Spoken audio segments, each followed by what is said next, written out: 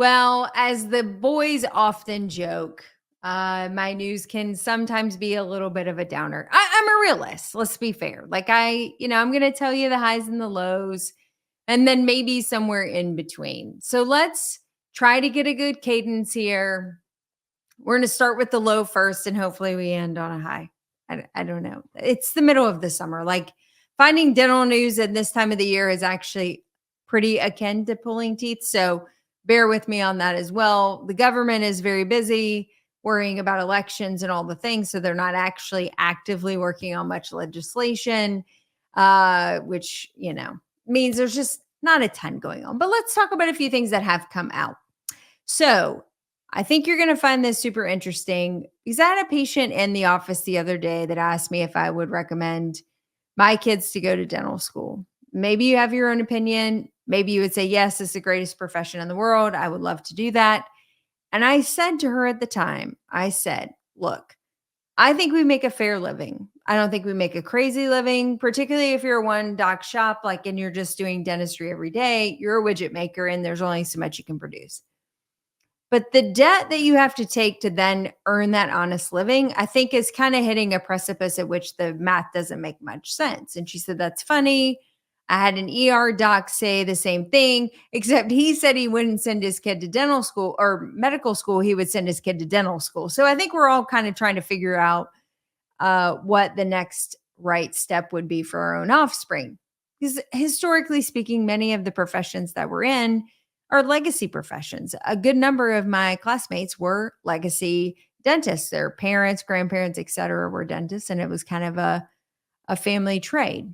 All right. Well, there was some data that came out not that long ago, within the last couple of weeks, that validated my own suspicion. Dentists have the worst debt to income ratio currently in the professional marketplace for medical professionals. So let's talk about this. In 2017, dentists had a student debt of around $300,000 and an income of $152,000, which was a debt to income ratio of about 2. In 2022, dentists had an educational loan of around $286,000 with an income of about $182,000. So around a 1.57. So it has improved a little bit. Although the recent statistics coming out from the ADA may make that number not so great.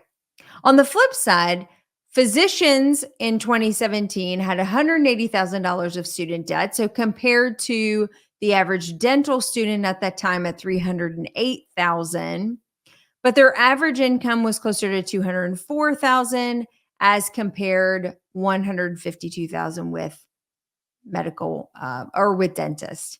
Optometrists, pharmacists, and veterinarians fall somewhere kind of in between.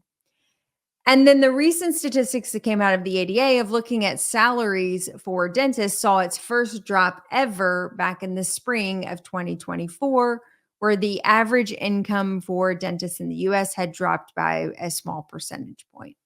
So if the debt is continuing to go up and the income is at least sort of leveled off or potentially having a small decrease, something has to give. And I think this is going to continue to build the argument and the case for the cost of dental school education commensurate with what you can actually earn as a professional. And it is a cautionary tale for those young dentists that are considering going into dental school. I think you have to do the math. I think you really have to look at what it's going to cost you to obtain this very unique professional skill set and what you might be able to obtain as an income for the next 30 or 40 years. And what you can't do is then decide 5, 8 years into that profession that you don't like it anymore. At somewhere between $300,000 and $500,000 in debt, that's no longer an option for individuals who maybe realize it's not the right path forward. So obviously, this is statistics that will continue to sort of materialize over time, but dentists were named as the worst debt to income ratio for medical professionals. Yay. All right. Another piece of information. This is a little softer on the topics. There is an action alert for you to reach out to your legislative individuals on the federal level, your senators and your House of Representatives, to let them know that you do support, if you do, a bill that would allow HSA dollars to be spent for over-the-counter oral health products. That would include toothbrushes, actual oral probiotics, not gut probiotics, toothpastes, oral health aids, electric toothbrushes, water picks, etc. All the things that you recommend or sell in your practices would then be eligible for HSA reimbursement. There is a call to action. It is HR 8599 that would amend the Internal Revenue Code of 1986 to allow the over-the-counter products to now be a reimbursable expense through HSA and FSA. The deadline for this response is coming up in the next couple of weeks. So be sure to go ahead and reach out to your lawmakers to let them know and have your voice heard. The last interesting piece of information that we're going to share with you this evening, I think is kind of a nice dovetail, if you will, to use an amalgam preparation design.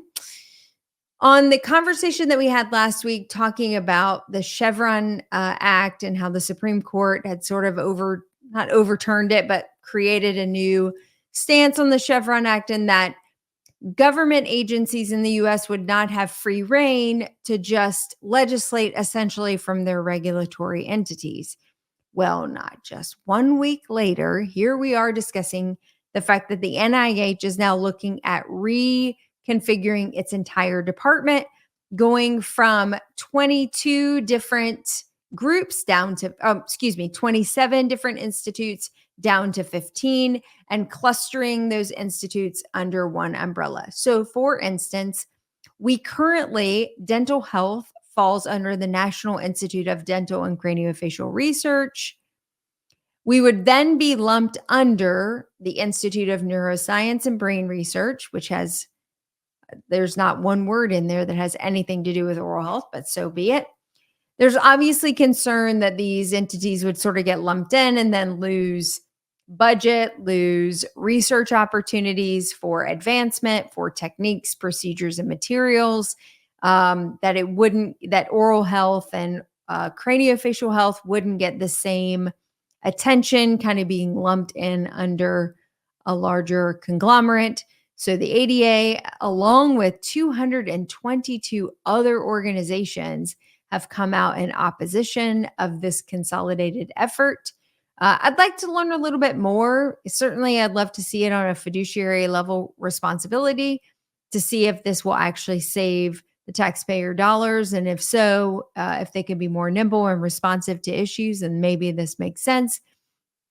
But it also does seem oddly coincidental that this is on the heels of a Supreme Court decision to start changing the way that these government regulatory agencies can sort of create law and regulate from their own entities. So maybe coincidence, maybe not, but certainly worth the discussion. If you want more information, there's a lot more available on the ADA's website, and you can certainly participate in a coalition letter to let your voice be heard.